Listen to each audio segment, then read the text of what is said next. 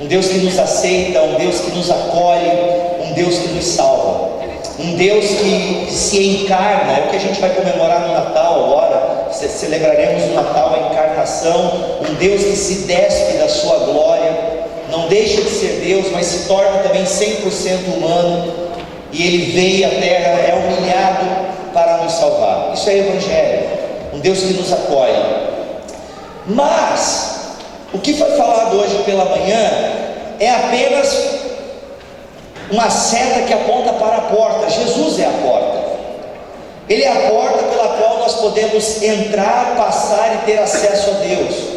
É em nome de Jesus Cristo que nós nos aproximamos de Deus, é em nome de Jesus Cristo que nós podemos nos aproximar de Deus, orar, falar com Deus.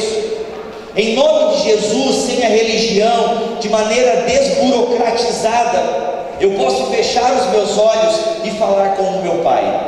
Graças a Jesus Cristo, nós temos o Espírito Santo que veio sobre toda a igreja e permite que em nosso coração clamemos: Abba, Pai. E isso é uma dádiva que Jesus Cristo nos dá. Nós deixamos de ser criaturas de Deus e passamos a ser filhos de Deus. Tem uma teologia por aí que é muito inclusiva, todo mundo é filho de Deus. Não é. É filho de Deus quem acredita em Jesus. É filho de Deus quem foi feito filho de Deus em Jesus Cristo. Não adianta a gente querer tornar uma teologia muito inclusiva, é todo mundo. Não. Nós só saímos das trevas para a luz por meio de Jesus. Desculpa a rima ridícula, mas é a verdade. A luz de vocês está acesa ou está apagada? Não, acende tudo aí, senão o pessoal dorme. Está cansado do sacrifício carnal aí da tarde, dos enduros aí? Acende todas as luzes aí, né? Vocês estão entendendo, gente? É por meio de Jesus. Então não tem, Jesus Cristo é que nos torna filho de Deus. Só que o que acontece? Quando você sai das trevas para a luz, quando você é resgatado em Jesus Cristo, você descobre a vida. Aquele vídeo que foi passado pela manhã, fantástico, o Senhor que nos traz a vida, que nos transforma, que dá sentido à nossa vida. O cristianismo não se resume a isso. Como foi bem frisado pela manhã, o cristianismo não é um seguro contra fogo, como muitos fazem. O cristianismo, ele transcende a ideia de somente ir para o céu. Não, isso é um bônus excelente. É isso, a gente quer ir para o céu. Ninguém aqui quer ir para o inferno, ficar ouvindo calypso pela eternidade. Ninguém quer. Já pensou? Nossa, pelo amor de Deus.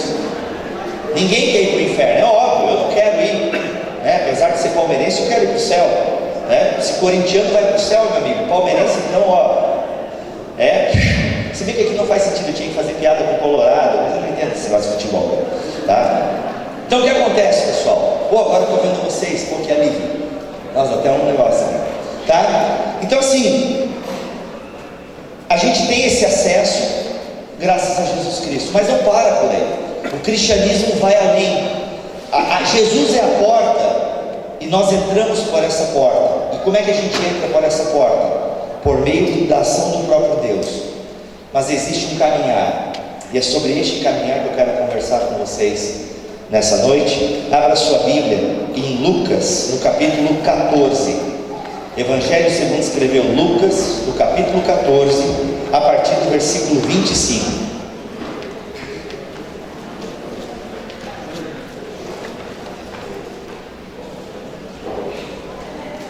Lucas, capítulo 14, versículo 25.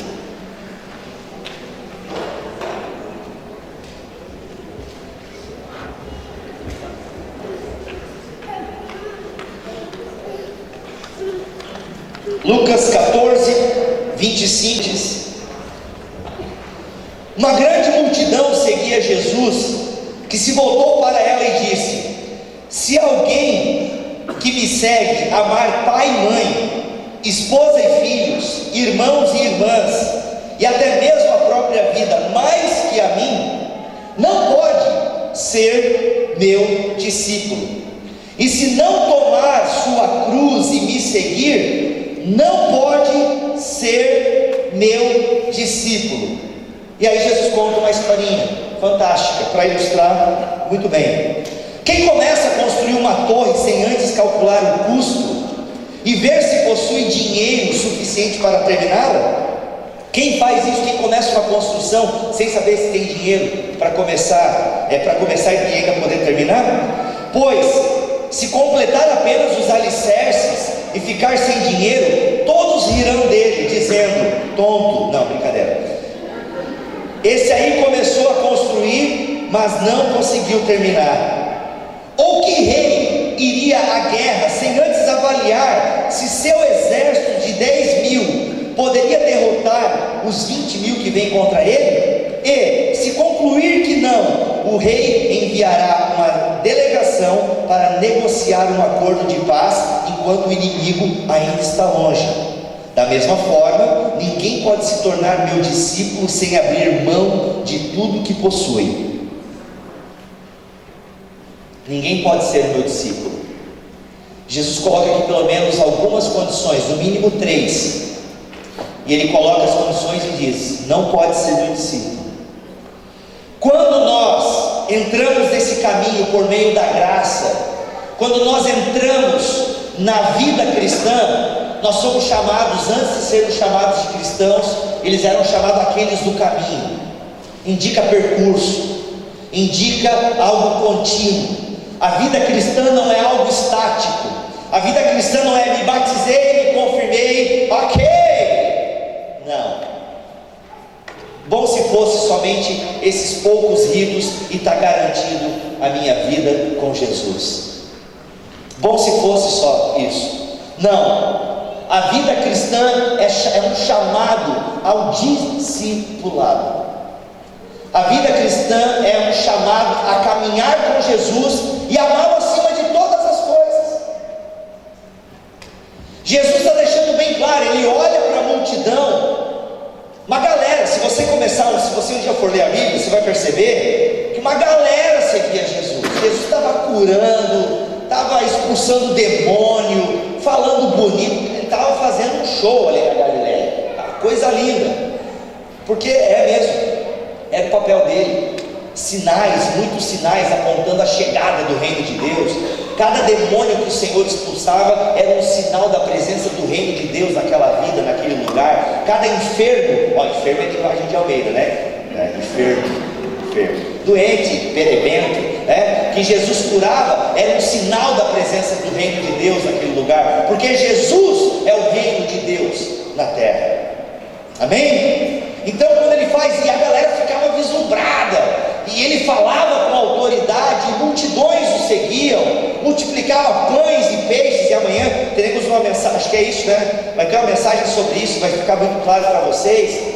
Entende, galera? Então, assim, a galera se maravilhava, e a galera seguia Jesus por aquilo que ele fazia. Mas mesmo para essa galera, Jesus olhava para a multidão e falava: galera, se você continuar amando pai, mãe, namorada, Netflix, você mesmo, a sua faculdade, o seu emprego mais do que a mim, não pode ser meu discípulo.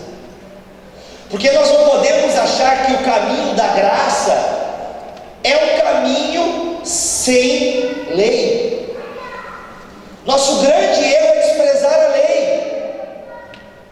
Até porque lei já é uma palavra, não é lei, instruções. Torá é instruções. A lei ou a Torá que Deus entrega para o povo de Israel é sinônimo da escolha de Deus para aquele povo. A lei ou a Torá, as instruções, foi dada a Israel, e a igreja herda ela agora com um novo sentido a partir de Jesus Cristo, para que a gente não se perca nos meandros da vida, vai dizer Carlos Mesters.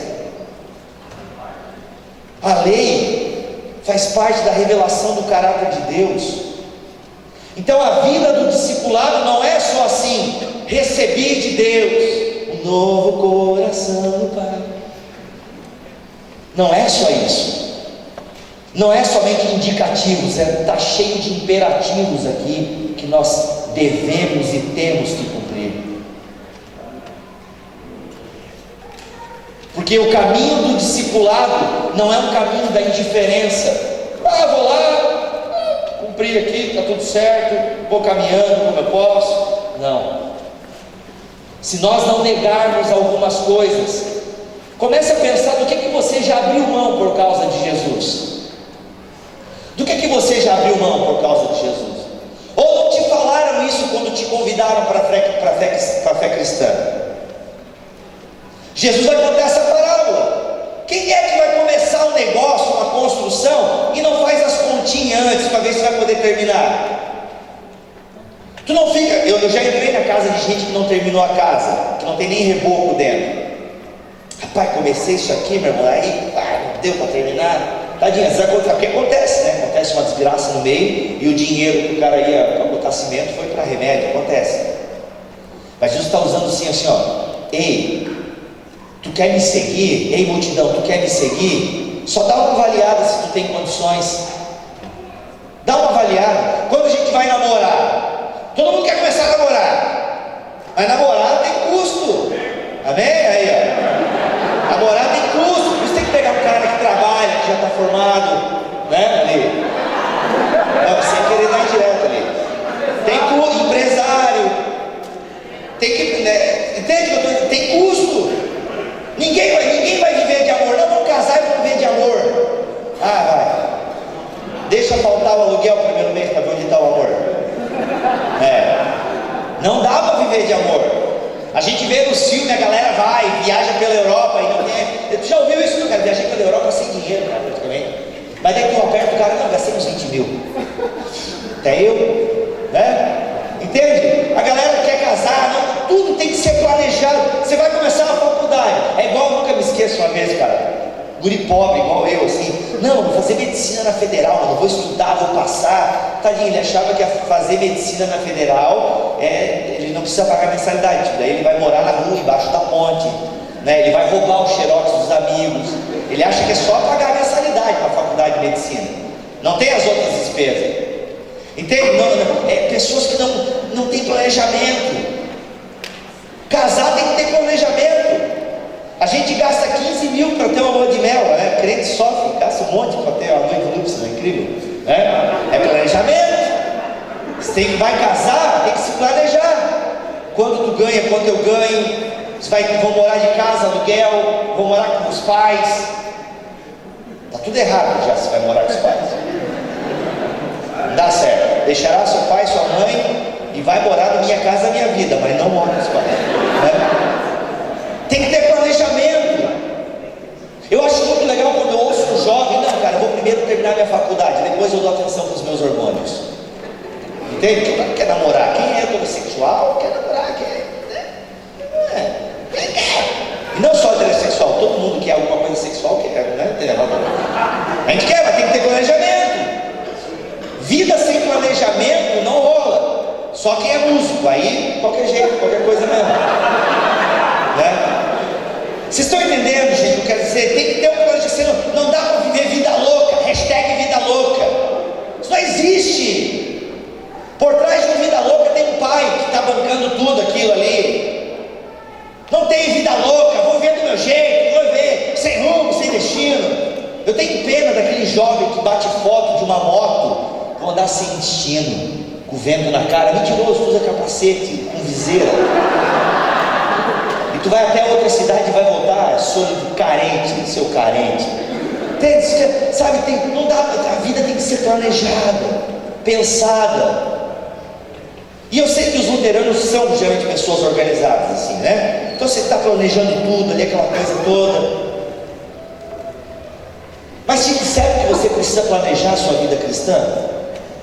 Disseram para você que você, ao dizer sim para Jesus, ao você, sim, Senhor, eu quero essa graça tua na minha. Você que aceitou o apelo hoje pela manhã, você que em algum momento da sua vida se conscientizou de uma vida cristã, pois deixa eu te dizer que tem um preço que você precisa pagar. Existe um preço que você precisa pagar. Não um preço para você ser salvo. Não é esse. O preço para você ser salvo, para você ir morar no céu e escapar do calypso, Jesus já pagou. O preço pela sua salvação está garantido em Jesus Cristo.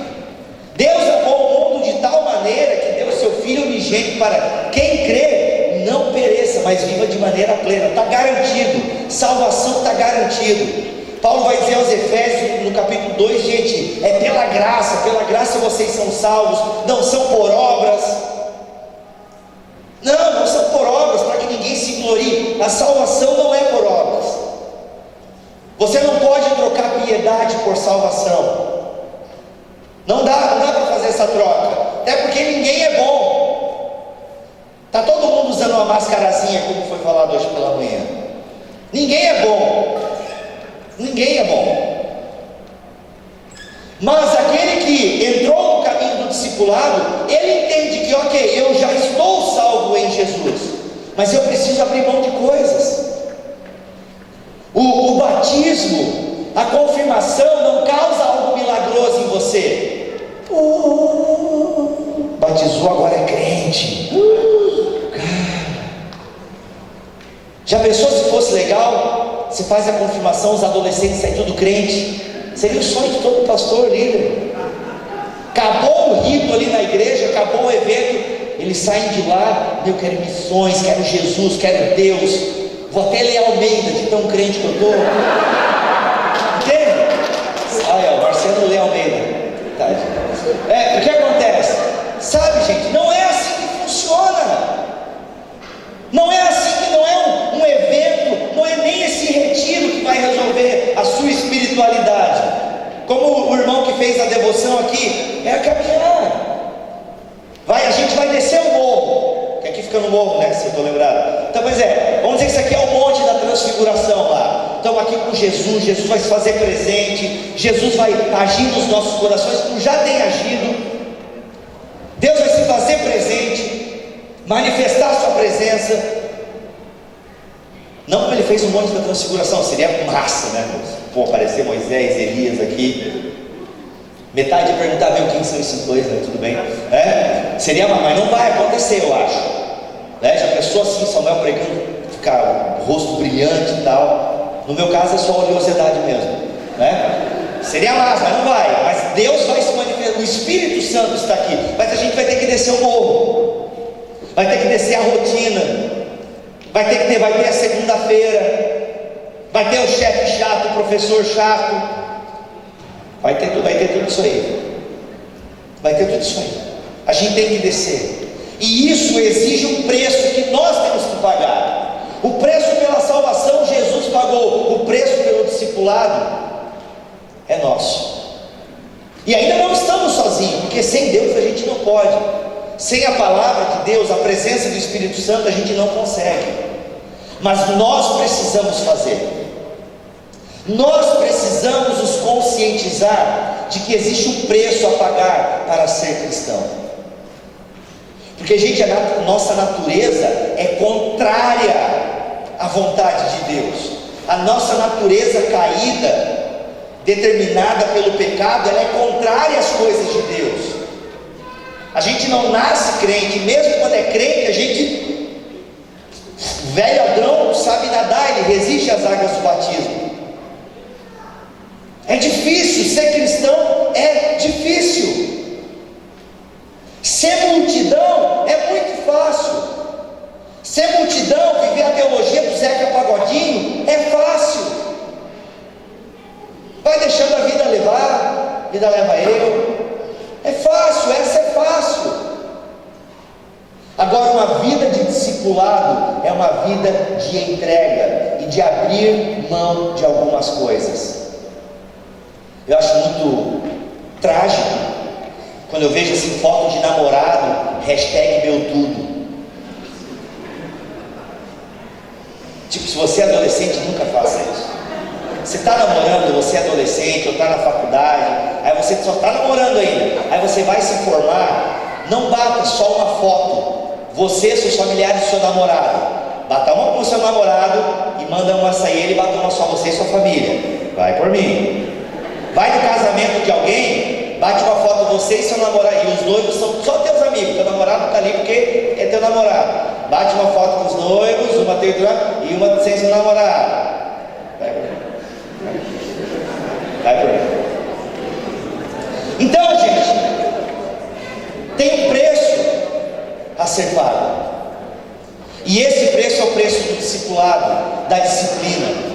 E nós precisamos abrir mão de coisas. Quando foi a última vez que você abriu mão de coisas? Gente, eu tenho uma filha, eu amo a minha filha, mas eu jamais vou botar uma foto no Facebook e dizer: minha filha, meu tudo, meu porto seguro. Vou botar a foto da minha esposa, meu porto seguro. E se Deus leva a minha esposa? Aí vou ficar um barco à deriva. E se o Senhor leva o seu namorado, o seu noivo? Deus é para ser o nosso porto seguro. Deus é para ser o nosso tudo. Vocês entendem, gente? A galera fica colocando, não. É claro que Jesus não está falando para abrir mão e agora eu vou ignorar pai, mãe, vou fazer missões. Não é isso. Mas é amar todas as coisas, inclusive a sua família. Por quê? Porque se o seu pai, que não é cristão, fala assim, ou tu serve a Deus ou sai de casa. Talvez isso aqui seja uma coisa irreal, mas eu já vi acontecer. E aí? Ou tu fica em casa e abandona o teu Jesus, ou se tu quer esse Jesus, tu vai sair de casa. Talvez é uma coisa impensável para nós,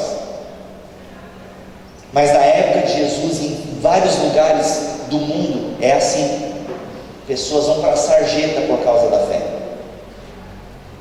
e quem apoia é a igreja, porque nós precisamos abrir mão. Em outro momento Jesus vai falar da recompensa do discipulado. Jesus veio o jovem rico, vocês conhecem, está até aqui para frente, aqui capítulo 17, vem o jovem rico e fala: Senhor, cumpro os mandamentos, sei de cor, vou na igreja, dou o dízimo, faço tudo certinho. Não, vende tudo então, dá aí para os pobres e vem e segue. Aí ele fica triste, porque era dono de uma startup, né, ponta de linha, com grande projeção, fechando contrato com o Google. Pô, não vai rolar. E aí Jesus pega e solta aquela classe: qual é mais fácil passar um camelo na ponta de uma agulha do que entrar um rico no reino dos céus? E gente, é um camelo e é uma agulha mesmo. É um negócio de um animal, um camelo, que não dá para passar. Mas o que é impossível para Deus, o que é impossível para os homens, é possível para Deus. Ou seja, Deus pode salvar rico. Não é pecado ser rico. Agora é pecado se as riquezas são maior que Deus no seu coração. E eu vejo muitos jovens com belos projetos de vida, com carreira em ascensão. Cara, trabalho 17 horas por dia, mas a espiritualidade dá um bagaço. Não, porque agora é hora, meu irmão. Agora é hora, até os 40 eu vou dar o sangue, porque eu vou me aposentar com 40, com 45, e agora é hora de dar o sangue. Esse é o jovem rico moderno. Por quê? Porque não tem como você trabalhar 17 horas por dia, 17, 20 horas, e ter uma espiritualidade. Você é um workaholic, um viciado em trabalho. Então ele faz todo um planejamento de vida, pensando na vida aqui e agora. E o discípulo de Jesus, ele não pensa só no aqui e agora. Ele entende que esse caminho que é proposto para ele aqui na terra é um caminho de peregrinação. Quando você vai viajar, você veio aqui para o retiro, você trouxe 2 calça jeans ou um tênis, um chinelo, uma meia, 3 cuecas. Você vem contado, entendeu? Porque você sabe que você vai lá, você se prova, vai passar 3 dias, né? 10 cuecas, brincadeira, né? Você vai passar 3 dias, você faz as contas, né? De banhos, tal, imprevisto, você entendeu? Aquela coisa toda, você faz o planejamento. Você sabe que você é o quê? Você está peregrinando, você vem aqui, vai passar um tempo e vai voltando. Nós perdemos completamente o senso de peregrinação, porque a gente acha que esse papo de não somos daqui é coisa de lunático, de pentecostal doido. Mas vou te dizer, nessa os pentecostais estão certos. Só que o problema dos pentecostais é que eles vão para outro extremo, né? Não precisa estudar, não precisa de nada, não precisa depilar sovaco, não fazer nada, então viver para Jesus. A galera vive no outro extremo, né? Quase um Amish pós-moderno, né? Não, também não é assim. Mas a gente também não pode viver desconsiderando a Deus. Eclesiastes é muito claro em relação a isso. Viva, curta a sua vida, não é lá, mas olha, peraí. Só não esquece, hein? Deus vai julgar tudo. Deus vai pesar essas coisas todas. Então, viva considerando a Deus. E o caminho do discipulado, gente, é isso. É você programar a sua vida cristã. Você não está num parque de diversão, você não está numa religião, você está numa missão. Você está numa missão. E o que você está fazendo nessa missão? Deus está agindo no mundo. O que você está fazendo? Onde está você naquilo que Deus está fazendo no mundo? Porque Deus conta com os seus discípulos. Jesus foi para o céu. Jesus ascendeu, ó. Só para dar aquela acordada, tem uns que já estão assim, né? Jesus ascendeu. E ele fala assim: ó, galerinha, estou vazando, não aguento mais, está muito calor aqui, muito pó, vou vazar. Mas olha só, meu espírito fica aqui, que o meu espírito vai descer. Ele é o outro consolador, ele é igual a mim, tá? Sabe aquilo que eu já soprei em vocês lá? Pois é, agora ele vai vir para todo mundo. Não vai ser só em vocês aí, apóstolo, vai ser na geral. Ele vai ficar com vocês, ele vai lembrar do que eu disse, e ele vai dinamizar vocês, vai dar poder para vocês. Se você power ranger, se você fera, e vocês vão fazer coisa maior que eu fiz ainda. Mas ó, agora é com vocês, e pela união dos seus, não, você é o capitão Boneco, né? Agora é com vocês o negócio aí. Eu estou lá em cima, vou interceder por vocês, vou preparar um lugar, mas agora é com vocês. É isso. Deus está fazendo algo na terra e Ele conta com os seus discípulos. E onde nós estamos naquilo que Deus está fazendo?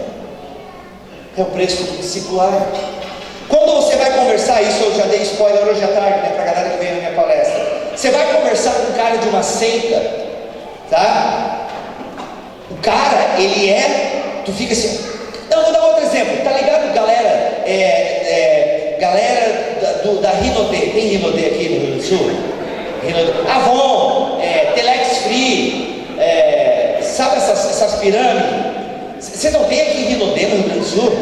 Meu, vocês são abençoados, então, porque o representante de Rinode é pior que testemunha de Jeová. Não, eu vou pregar mais 15 minutos, pode dar mais tempo. Que demorou um monte aqui com o slide que não estava aqui, é mais meia hora para mim, tá?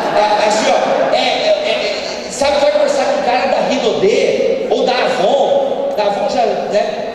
A galera sabe tudo, fundador, quando fundou, quando começou a empresa, vai mudar a sua vida, você tem que vir para a Rinode, representar, vem para a Telex Free. O cara sabe tudo, é uma coisa incrível. Você vai conversar com um representante comercial que é novo na profissão, o cara sabe tudo, decorou o catálogo, o cara se preparou. Você vai conversar com um cara, um fanático por futebol, o cara sabe todas as formações do time, todos os mundiais. Para quem é palmeirense é fácil contar o mundial, né? Então assim, o cara vai conversar com um fanático, ele sabe tudo, o cara é incrível. Tem gente botando bomba no corpo e indo se explodir lá porque acreditou em umas coisas. Tu vai conversar com um cara, ele sabe mais de Star Wars do que de Deus. O cara é viciado porque ele gostou daquilo, ele foi pro lado negro da força e ele... Entende o negócio? Eu sei que você já teve isso, você se encantou por uma parada. Eu lembro quando eu descobri Lost, estava na 3ª temporada. Eu não trabalhava mais, eu passava o dia pesquisando as teorias de Lost. Literalmente eu estava Lost. Entende? E eu ficava, e o cara, meu Deus, é uma doença. Só que sabe essa parada meio fanática? A pessoa que só fala naquilo, aquele pessoa chata. Pois é, sai um pouco desse extremo, mas a gente aprende umas paradas. Quando nós somos discípulos de Jesus, a gente não sabe mais falar de outra coisa. A gente vai falar de futebol, a gente vai falar de séries, filmes, a gente vai falar dos trabalhos da faculdade, mas a gente, quando vê uma oportunidade de falar de Jesus, a gente vai falar de Jesus, porque Jesus arde em nosso coração. E o cristianismo, gente, eu não estou falando para vocês serem fanáticos religiosos, não é isso, mas é bom, a gente tem que olhar um pouco para esses exemplos extremos, sabe? E eu sou chamado para uma missão, sabe? E eu preciso me preparar para essa missão. Eu tenho uma amiga minha que ela é babá nos Estados Unidos, e aí ela estava conversando, ela me contou esse diálogo, ou ela postou no Facebook, não é, Mané, que eu vi. E ela falou assim, ó, que ela estava conversando com uma menina aqui do Brasil, e a menina disse assim, ó, meu, sabia que eu estou me programando também para ser babysitter de museus e tal, meu, quero muito fazer o que tu faz, eu acho tão legal ver as tuas fotos aí em East Side, New York, em Central Park, eu acho muito massa, não sei o que, guria. Ela veio assim, ó, tu já fala inglês? E a guria, não. Ela falou assim, então, mas como é que é o teu sonho vir para cá se tu nem está falando inglês? Entende? É igual a mulher que vai assim, ó, quero tanto ser mãe. Eu e ele estamos tentando, sabe? Ele disse que agora ele aprendeu que tem que tirar a cueca para ter filho, legal, né? Estamos tentando. Tá lendo alguma literatura? Porque, gente, ser mãe, beleza, segurou no colo, é pai, é mãe, mas ser uma boa mãe, ser um bom pai, tem que ler, tem que estudar também. Ou você vai ficar ouvindo o conselho daquele pessoal lá que fazia onde a gente está vivo por milagre. A minha mãe me dava maisena com leite, meu Deus, tá louco? Não tinha vitamina na época. Entende o negócio, gente? Para ser bom em alguma coisa, você precisa se preparar para isso. Você não se prepara para o vestibular, para o Enem, para a entrevista de emprego. Para tudo a gente se prepara. Ser cristão, a gente leva com a barriga. Para tudo a gente se empenha, mas o ser cristão a gente vai de qualquer jeito. A gente não ora, a gente não lê a Bíblia. A pergunta de hoje de manhã, né? Como faço para ter uma vida de oração? Seja crente. Eu não tenho tempo para orar. Tem, mentiroso, tem. Tu tem 24 horas igual eu. Mas eu trabalho mais que tu, não me interessa. Bem feito. Sai da mesa de trabalho, vai no banheiro orar horas. Você não vai lá no banheiro matar um tempo, vai fazer o número 2, vai em câmera lenta, dá aquela remunerada, né? Que é chamada de número 2 remunerado, né? Fica lá 15, 20 minutos, né? Estou sabendo. Sai daquela aula chata, vai andando assim no corredor da faculdade. Lê até os cartazes no mural. Em vez de sair para matar tempo, sai para orar, então. A gente dá tempo para aquilo que consideramos importante na nossa vida. Se Deus é importante na nossa vida, daremos tempo para Deus. É simples assim. Se a vida com Deus é importante para nós, daremos tempo para a oração. E sem oração não existe discipulado. Sem leitura da palavra não existe discipulado. Não existe como ser um cristão sem ler o manual de instrução. Não tem como você ser um discípulo de Jesus se você não presta atenção no que Jesus está dizendo. Não tem como ser um discípulo de Jesus se você não espelha Jesus. Não dá para terceirizar a vida espiritual. Não dá para terceirizar discipulado. Não dá. Bom se desce. Bom se desce para a gente criar um universo paralelo, onde nesse universo paralelo eu sou crente, Carola, Piegas. Mas nesse aqui, não existe um parque temático cristão tipo Westworld, né? Você vai lá, vou passar aqui um tempo nesse parque cristão, você crente, fazer altas aventuras com Deus. Não dá. Não dá para você botar um chip, eu sou crente agora, aleluia, glória a Deus. É discipulado, é caminhar, é pagar o preço, gente. Quando foi a última vez que você negou algo? E quando eu digo negar algo, dá vontade de fazer aquela cagada, desculpa pela expressão, Porque você sabe que é errado, mas aquilo você vai e faz, não sabendo que é errado. Quando foi que você abriu mão disso? Abriu mão do seu desejo carnal, do seu desejo de satisfazer esse desejo da carne, esse desejo que te consome. Quando foi a última vez que você abriu o navegador, digitou lá sexo, balcão, e falou: por hoje não, hoje eu não vou fazer isso, amanhã não sei. Isso é abrir mão. Eu não sei qual é o pecado que te incomoda, eu não sei o que está tirando da presença de Deus. Pode ser tanta coisa. Pecado é igual Neston, cada um dentro do seu. 1001 maneiras de pecar. Pecado, eu não sei qual é o pecado, e nem quero saber, porque eu nem sou dessa cidade. Quem tem que saber é o seu líder. Aliás, se o seu líder não sabe o seu pecado, está entendendo onde eu quero chegar? Primeiro, que não existe discipulado sozinho. Eu sou crente, eu caminho sozinho, não vai cair. Então eu não sei qual é o pecado que está te tirando da presença de Deus. Eu não sei se é projeto de vida, se é namorado, se é pornografia, se é Netflix, se é teologia, se é a música, se é o seu pai, sua mãe, cachorro. Eu não sei, mas eu sei que se você não abrir mão disso, se você não sacrificar isso, e se você não usar a disposição do seu coração para a obra de Deus, se você não se voltar para Deus no caminho do discipulado, porque, gente, Jesus está falando de carregar a cruz, quem não vir após mim e carregar a sua cruz, não pode ser o meu discípulo. Agora pensa o que é carregar a cruz na cabeça do discípulo. Carregar a cruz na cabeça do discípulo, gente, é passar vergonha. É que hoje em dia a gente olha para a cruz e já vê um Jim Caviezel pregado lá. A gente já vê a paixão de Cristo, uma coisa louca toda e tal, né? A gente já vê a cruz como salvação. A gente vai na igreja, tem a cruz lá na entrada, tem a cruz atrás do púlpito. A gente faz, não, a gente não faz só uma coisa, aquela coisa, não faz, não. Então, a gente olha para a cruz e vê salvação, não é? A cruz para nós é um símbolo de salvação. Ele abre os portões do seu vilarejo, ele deixa o outro rei entrar, ele deixa o outro rei administrar, e ele entrega tudo para aquele rei, porque ele sabe que aquele rei é maior do que ele,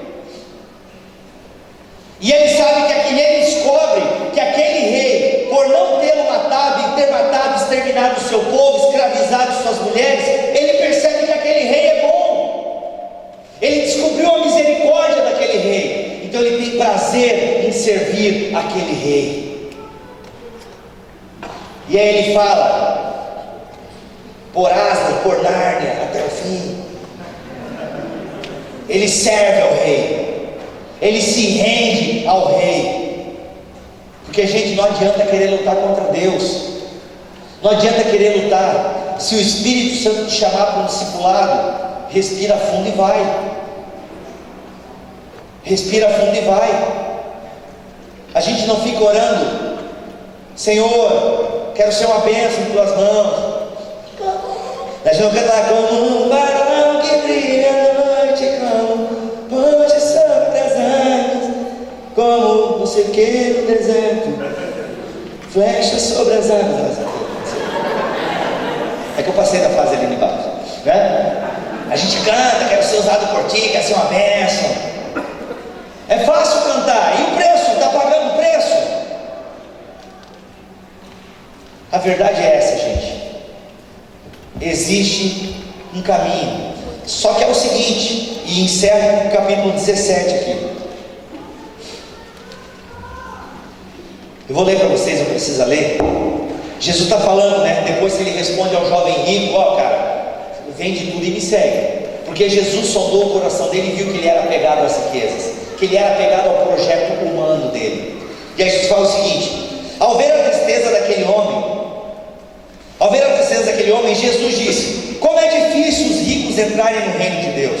Na verdade é mais fácil um camelo passar pelo buraco de uma agulha que um rico entrar no reino de Deus. Aqueles que o ouviram disseram: então quem pode ser salvo?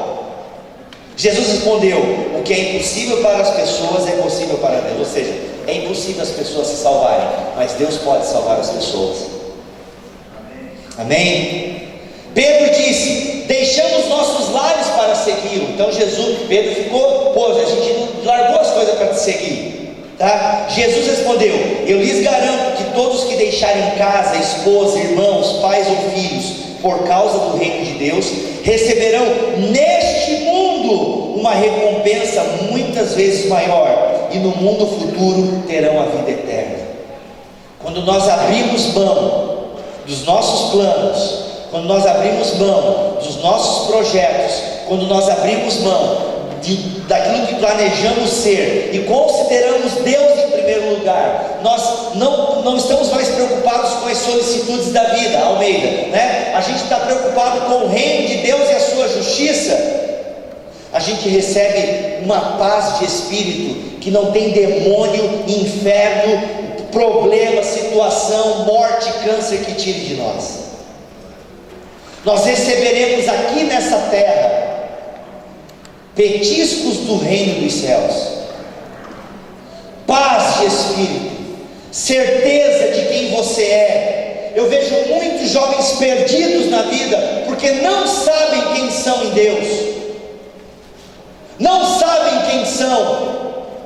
Deixa eu te dizer que você é filho do Deus vivo, você é discípulo de Jesus Cristo. E se você soubesse disso, você não ia se atribular.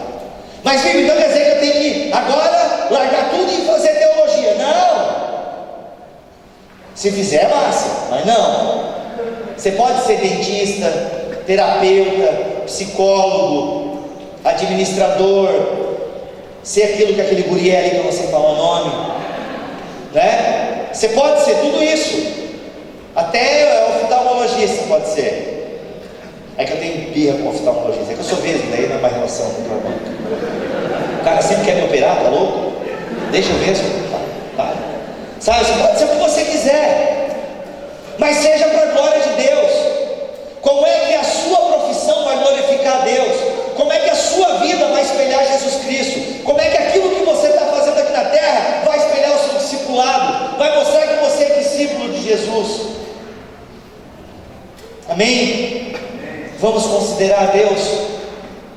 Consideremos a Deus. Consideremos a Deus nas nossas decisões. Não é para abandonar pai, mãe e tudo agora e vou para o mosteiro. É massa, eu queria ir para o mosteiro, mas dá vontade de largar tudo, ir para o meio do mato, viver com sei lá quem. Dá vontade. Mas não, eu sou chamado aqui, missão urbana, com gente que fede, que trabalha, que é chato, que tem bafo. É isso aí. E eu sou discípulo de Jesus. E como é que eu vou espelhar Jesus? Tem que abrir mão, gente. Não sei se vai ter a banda, o Dani Disser está aí, se alguém vai tocar alguma coisa. Não tem banda aí? Alguém sabe tocar violão? Não? Não sabe? Então toca aí, mano, alguma coisa. Sei lá, qualquer coisa que quiser. Vamos orar? Vocês entenderam, gente? Eu sei que a gente riu aqui, mas é para chorar um pouco. É para a gente pensar que o preço do discipulado, o caminho é estreito. Hoje em dia a gente quer caminhar no caminho largo, porque a gente não tem uma hora que a gente está bem esgotado assim, galera. Trabalhos da faculdade, pressão no trabalho, uma pressão em casa. Eu sei que tem hora que a vida assim está toda do avesso, está tudo dando errado, e dá vontade mesmo assim. A gente não é Joseph Klimber, não, a gente é nós mesmo, e está tudo, fica para baixo, né? Você é adolescente, está lá, o cara quer te bater na escola, ninguém te escolhe no time de futebol, você é ruim em quase tudo que faz, é feio. Bem-vindo ao clube, sabe?